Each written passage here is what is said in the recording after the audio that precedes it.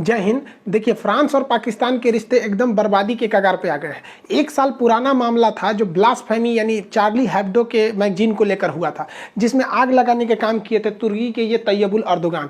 ये अपने आप को पता नहीं क्या इर्तुगुल गाजी समझ रहे हैं, ये सोच रहे हैं कि पुराना वाला इनका ऑटोमन साम्राज्य है, यहाँ पे कुचा के चल जाएंगे। अभी यहाँ पर ये मामला काफ़ी पुराना है। देखिए, फ्रांस जो है वहाँ पे हर देश का अपना अलग अलग संविधान होता है। तो ये जो फ्रांस है, यहाँ की एक मैगजीन है, यहाँ फ्रांस में पेरिस में मैगजीन छपती है चार्ली हेब्दो। तो इस मैगजीन के कुछ विवादित कार्टून को लेकर ये अरब जगत के जितने मुस्लिम कंट्री थे उन्होंने फ्रांस का विरोध करना चालू कर दिया था। तो उस समय तक कुछ हद तक विरोध चला था, बाद में वो विरोध शांत हो गया, लेकिन पाकिस्तान अभी भी विरोध कर रहा है। यहाँ पे कुछ पार्टियां हैं पाकिस्तान की जो कर रही है। देखिए, चार्ली हेब्दो जो मैगजीन है ये ब्लास्फेमी पे ज़्यादा कार्टून बनाती है। ब्लास्फेमी मतलब होता है ना कि किसी धार्मिक चीज़ को लेकर आप मतलब हास्यास्पद कर सकते हैं। तो ये फ्रांस में लीगल है, हर जगह लीगल नहीं है, तो ये जानबूझ के बनाते हैं सब।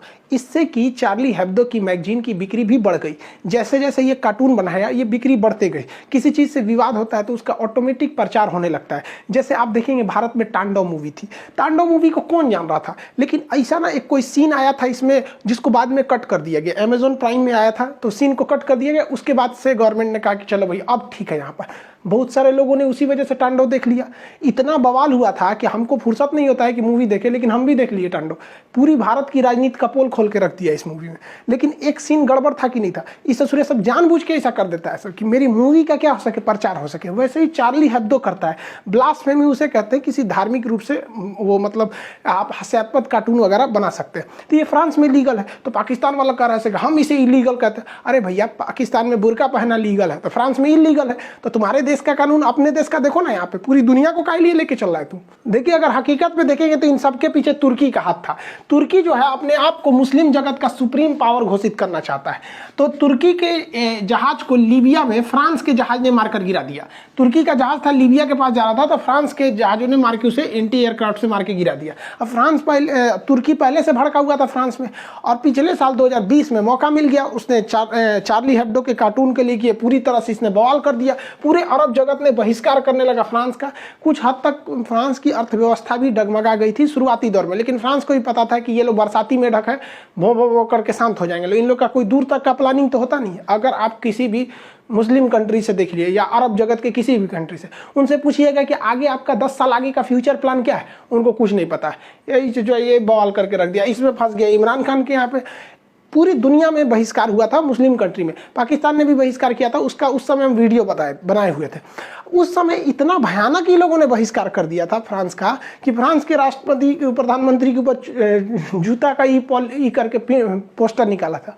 और हद बेशर्मी इन लोग की देखिए कि इन्होंने अपनी संसद भवन में एक प्रस्ताव पारित हो गया कि पाकिस्तान का वह राजदूत जो फ्रांस में बैठा है उसे वापस बुलाया जाए। तो जब ये प्रस्ताव पाकिस्तान के संसद से पारित हो गया तब पता चला कि पाकिस्तान का कोई भी राजदूत फ्रांस में बैठा ही नहीं है। इन लोग का ससुरों का मुंह लजा गया। अब इसी बीच इसमें पाकिस्तान में बहुत जो बवाल हो रहा था, उसी बीच एक तहरीके लब्बैक पाकिस्तान की पार्टी है। तहरीके लब्बैक पाकिस्तान पूरा नाम है इसका। अब ये थोड़ा सा ज़्यादा धार्मिक कट्टर है। तो होता क्या है, देखिए, जो इलेक्शन होता है ना, डेमोक्रेसी, इसमें सबसे बड़ा चीज़ क्या होता है ना कि मेजॉरिटी के खुश रखो, मेजॉरिटी को अपने फेवर में रख लो, हम जीत जाएंगे। तो इस चोट्टा सब मेजॉरिटी के चक्कर में कभी सिखों के ऊपर अत्याचार करेगा, कभी ईसाइयों के ऊपर, कभी हिंदू के ऊपर, कभी जैन के ऊपर, मतलब वहाँ बौद्ध के ऊपर टॉर्चर करते रहो। वहाँ पर पाकिस्तान में तो ये कोई बहुत नया बात नहीं है। तो इन लोगों ने बढ़ चढ़ के हिस्सा लिया कि फ्रांस को तो बर्बाद कर देंगे, ये कर देंगे। तो उस समय कोरोना था, तो इमरान खान ने इन लोग को समझाया कि देखो भैया 2020 है तो हम 2021 में फ्रांस के खिलाफ बहुत बड़ा एक्शन लेंगे, उनके राजदूत वगैरह को बाहर निकालेंगे। तो ये शांत बैठ गया सब। और जब 2021 आया ना तो भाई साहब ये बवाल कर दिया सर। कहा सर कि तुमने बोला था 2020 में कि हम फ्रांस के राजदूत को निकालेंगे, निकालो। 2021 आ गया भाई, एकदम भयानक हो गया। 11 को पुलिस वालों को ही कैप्चर करके लेके चले गए थे सब तरीके लब्बैक वाले। बाद में उन्होंने छोड़ दिया उसको। अब इमरान खान दोनों डबल समस्या में पड़ गए कि ऐसा मैटर जो पूरी दुनिया भुला चुकी है उसमें किसी राजदूत को लौटा देना मतलब अपने रिश्ते को खराब करना है। लेकिन ये लोग ससुरे सुधर नहीं रहे। और यहाँ पर अभी ये तहरीके लबैक पार्टी जो है वहाँ पर, इसको काफ़ी ज़्यादा ग्राउंड मिल रहा है वहाँ पर प्रचार। छोटी मोटी पार्टियाँ क्या चाहती हैं, उल्टा सीधा बयान दे दो, ये कर दो, ताकि न्यूज़ में रहें हम, ताकि अगली बार में ये हो सके। ये लोकतंत्र में ये बहुत खराब खेल होता है। Kick out the France ambassador, France के राजदूत को बाहर निकालो। अब बताइए, फ्रांस के राजदूत को बाहर निकाल देने से इनका समाधान हो जाएगा? कोई समाधान नहीं होने वाला है। ये लोग रैली पे रैली करते जा रहे हैं। अब ये देखिए, ये रैली में ये बेचारा बचवा है, इसको क्या पता है कि राजदूत क्या चीज़ होता है? कोई पता नहीं है, लेकिन फ्रांस के राजदूत को बाहर ले जाए गए हम। ये देखिए, इसको कुछ पता नहीं है। बाबू लोग, तुम लोग पढ़ लो, अब्बा के कहने पे मत आओ। अब्बा तो पंचर साटिए रहे हैं, अब ऐसे ही तुम लोग भी करेगा ना तो बड़ा होकर तुम लोग भी पंचर साटेगा। लो तो पंचर मत साटो, वरना तुमको तो पता ही है, नहीं तो कुछ नहीं होगा तो चौराहा बैठ के मीट काटेगा तुम, बकलोल कहीं का। बताइए, ये उम्र है बच्चों को यहाँ पे ले आने का। बैनर से छोटा ही बेचारा ये है, क्या कीजिएगा? 18-19 को पैदा होने से तो कोने काम आएगा से, कोनो बर्तन धोएगा, कोनो बकरी काटेगा, कोनो पंचर साट, एक दो गो रहे सब तब ना आदमी बहुत बेहतरीन नाम रखता है। इन सोचो इनको नामों कौन ची होगा, छोटका मझिला पतरका, यही सब करेगा सभी। पाकिस्तान की सरकार को भी वहाँ के आवाम को समझाना चाहिए कि देख बाबू, अगर फ्रांस के राजदूत को हम लौटा दिए तो चलो, क्या अगले दिन अमेरिका में भी ऐसा कार्टून बनेगा तो अमेरिका के राजदूत को भी बाहर निकाल दो, रूस के राजदूत को बाहर निकालो, चीन के राजदूत को बाहर निकालो, पता चला पूरे दुनिया के राजदूत को निकालो तो खाओगे तुम लोग कौन चाहिए? तो सोचा तुमने क्या सही से रोटी चावल नहीं मिलता, उस पर से नफासत देखो इतना। और फ्रांस ने तो अपने यहाँ अपने एडवाइजरी जारी कर दिया है कि जो भी लोग फ्रांस में बिजनेस करने के लिए गए हैं, वो 4000 के लगभग लोग हैं, वो वापस आए। और फ्रांस ने अपने दूतावास में राजदूत को छोड़ा है, वहाँ पे लगभग 15 जो डिप्लोमेट होते हैं, राजनयिक होते हैं, उन्हें वापस बुला लिया है। और अब तब हुआ है पाकिस्तान के असेंबली में भी ये प्रस्ताव गया है कि राजदूत को निकाला जाए कि नहीं निकाला। बताइए, ये मैटर, धार्मिक मैटर को राजनीतिक मैटर बना दिया है यहाँ पर। और यही वजह है कि पाकिस्तान बर्बाद हुआ वहाँ पर। अगर फ्रांस के राजदूत को पाकिस्तान लौटा देता है तो एकदम रिश्ते खत्म हो जाएंगे, क्योंकि पाकिस्तान का कोई राजदूत फ्रांस में बैठा नहीं है। एक ही रास्ता है, यही राजदूत। अगर इसको भी लौटा देंगे तो पूरी रिश्ते खराब हो जाएंगे, पूरी दुनिया में इनका कॉन्फिडेंस लो हो जाएगा। और ट्रेड में तो इन्हीं लोग को फायदा होता था, फ्रांस को ये ज्यादा बेच पाते थे। ट्रेड में लॉस अलग हो जाएगा इन लोग को, पाकिस्तान वाले को। वैसे भी इनकी अर्थव्यवस्था कर्जा के दौर पे चल रही है यहाँ पर। और इस सब को देखते हुए फ्रांस ने भी इन लोग को चिपका दिया है। क्या कहा है कि फ्रांस ने पाकिस्तान को दिया था मिराज 2000 जहाज। ये मिराज 2000 जहाज भारत के पास भी बहुत ज़्यादा संख्या में है। जहाज का नाम है, ये संख्या नहीं है, 2000 मॉडल नंबर है यहाँ पर। ये जहाज बड़ी पुराने हैं, लेकिन उस समय के बहुत घातक थे। आज यही वो मिराज जहाज है जो कारगिल की लड़ाई में बहुत महत्वपूर्ण भूमिका निभाया था। तो फ्रांस ने कह दिया कि देखो भैया, ये जो मिराज जहाज है, इसका जितना पार्ट पुर्जा है, ये पार्ट पुर्जा अब हम नहीं देंगे, तुम लगा लो। तो ये बेचारा इमरान खान ने चाइना को बोला कि हमारा पार्ट पुर्जा आप दे दीजिए। तो चाइना ने कहा ठीक, हम दे देंगे। तो पाकिस्तान के पायलट ने कहा कि ना, हम ना उड़ाएंगे। सोचा चाइनीज पार्ट पुर्जा रास्ता में बंद हो जाएगा, कोई गारंटी नहीं है। फंस गया, इनका डिफेंस सिस्टम भी फंस गया यहाँ पर। क्या होगा देखिए, जब कभी पंचर साटने वाले लोग रफाल बनाने वाले लोग को चैलेंज करेंगे ना, तो यही होगा। पाकिस्तान की अर्थव्यवस्था में सबसे ज्यादा योगदान इनको मीट काटने में होता है। सोच रहा कुछ नहीं मिला तो बकरी लेके 4 जगह काटने लोगों। और ये लोग चैलेंज कर रहे हैं दुनिया के सबसे बड़े जहाज एयरबस बनाने वाली कंपनी को। हद होती है इन लोग की। देखिए, पता नहीं सोच रहा कोने नशा में रहता है। फ्रांस से संबंध टूटने में ना इनको एक और जबरदस्त घाटा लगेगा, GSP+ स्टेटस का। इस स्टेटस को रखने वाले देशों को यूरोपीय यूनियन में आराम से व्यापार करने के लिए सामान बेचने की छूट होती है। और अगर फ्रांस से रिश्ते टूटे तो ये लोग अपना सामान भी यूरोपीय यूनियन में नहीं बेच पाएंगे। और यूरोपीय यूनियन में नहीं बेच पाने के बाद और भी इन्हें घाटा लगेगा, क्योंकि ये हर जगह से कर्जा लेके बैठे हैं। सऊदी अरब से लिए हैं, UAE से लिए हैं, चाइना से लिए हैं, वर्ल्ड बैंक से लिए हैं। देखिए, वर्ल्ड बैंक जो होता है, international bank for reconstruction and development इसका पूरा नाम होता है। तो वर्ल्ड बैंक जो होता है, वर्ल्ड बैंक कभी भी आपको लॉन्ग टाइम के लिए कर्जा देता है, शॉर्ट टाइम के लिए नहीं। ये क्वेश्चन पूछेगा आप लोग से, तो याद रखिएगा यहाँ पे कि ये हमेशा लॉन्ग टर्म का कर्जा देता है, 15 साल, 20 साल, 30 साल के लिए। और ये किसी न किसी डेवलपमेंट के लिए देता है वर्ल्ड बैंक। जबकि IMF इससे उलट है। IMF जो होता है, ये शॉर्ट टर्म के लिए पैसा देता है, 1-2 साल के लिए देगा, 3 साल के लिए देगा। और ये कब देता है? जब आपका लेन देन बिगड़ जाता है। तो लेन देन जो बिगड़ जाता है ना, इसे कहते हैं हस्तांतरण। तो ये जब ये बिगड़ जाता है ना, कैश डिपोजिशन बिगड़ जाता है, तो IMF शॉर्ट टाइम के लिए देता है। अब बताइए, किसी ने इससे भी कर्जा ले रखा है, इससे भी ले रखा है, अब कहाँ जाएगा? तो 3rd नंबर पे इन लोगों ने कर्जा लिखा है पेरिस क्लब से। अब सोचिए, जिस कंपनी का नाम तक नहीं सुने हैं आप लोग, वहाँ से ही ससुरा कर्जा लेके बैठा है सब, पहुँचा हुआ फकीर है सब यहाँ पर। और अगर फ्रांस से रिश्ता बिगड़ा ना तो ये पेरिस क्लब वाला अपना $11 बिलियन का इनसे कर्जा वापस मांगेंगे सब, तो इनको सब चीज़ बेचना पड़ जाएगा अपना। देखिए, पाकिस्तान के जो जालीदार लुंगी छाप मौलाना हैं उनको ये बात नहीं समझ में आ रही है कि पाकिस्तान के लिए फ्रांस कितना जरूरी है। देखिए, ये यूरोपीय यूनियन है, यूरोप वाले अपना एक यूनियन बना के रखे हैं, ये अपने यूनियन के हिसाब से ही काम करते हैं, जो यूनियन से पास होता है वही करते हैं। इन लोग का बहुत तगड़ा है यूनियन, ये यूरोपीय यूनियन। इस यूरोपीय यूनियन में ब्रिटेन भी था, लेकिन ब्रिटेन इस यूरोपीय यूनियन से अलग हो गया है। अब बात आती है, अब इसमें पावरफुल बचा कौन? तो इस यूरोपीय यूनियन में अब पावरफुल बच गया है तो केवल और केवल फ्रांस बच गया है, क्योंकि फ्रांस अब एकमात्र यूरोपीय यूनियन का देश है जिसके पास वीटो पावर है, वो किसी भी प्रस्ताव को यूएनओ में जाके रोक सकता है। इसलिए अभी जो बचे हुए यूरोपीय यूनियन के देश हैं वो ज्यादा संबंध बनाना चाहते हैं सब फ्रांस के, क्योंकि यूरोपीय यूनियन वालों को पता है कि इसके पास वीटो है, अस्थायी सदस्य है, सेना में पावरफुल है, कभी भी हमें जरूरत पड़ेगा तो फ्रांस हमारा साथ देगा, वो साथ नहीं छोड़ेगा, क्योंकि ब्रिटेन तो अलग हो गया है।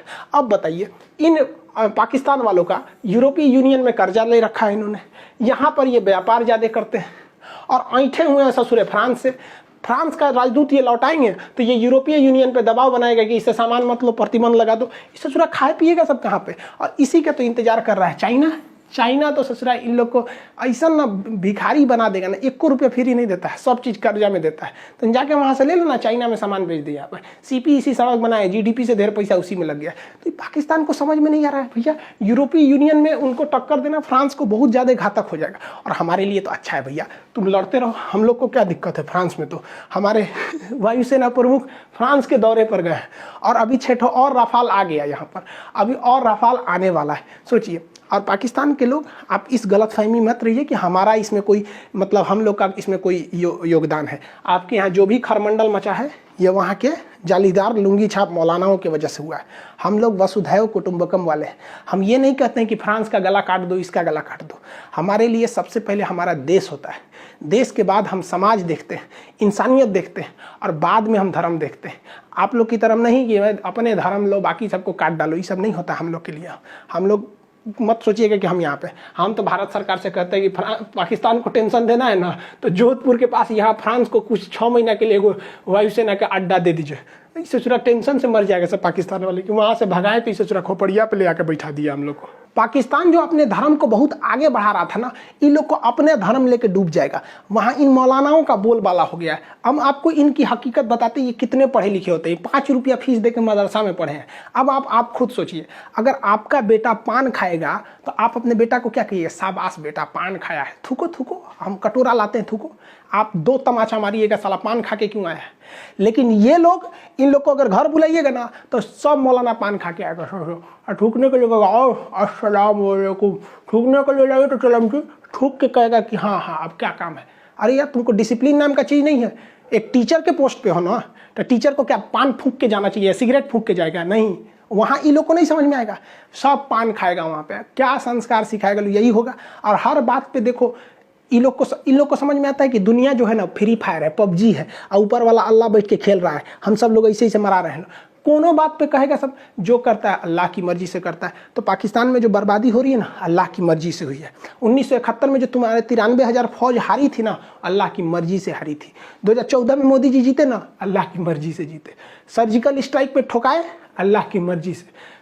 एयर स्ट्राइक में ठोका है, अल्लाह की मर्जी से। कहो, हर बात में अल्लाह की मर्जी से बोलता है सब। एनआरसी भी आ रहा है ना, तो किसके मर्जी से? पत्ता भी नहीं हिल सकता है बिना अल्लाह की मर्जी के। तो एनआरसी भी आ रहा है अल्लाह की मर्जी से, सीए भी आ रहा है उसी की मर्जी से, और ये कोरोना भी आया अल्लाह की मर्जी से। हद है यार। जो अच्छा चीज़ होता है उस पर ये लोग बोलते हैं कि अल्लाह की मर्जी से हो रहा है, और जो गलत चीज़ होता है वो बोलेगा सर कि हम लोग की मर्जी से होता है। अगर हर काम भगवान की मर्जी से हो या हर काम अल्लाह की मर्जी से हो, तो हमरा को कोई क्यों नरक में डालेगा?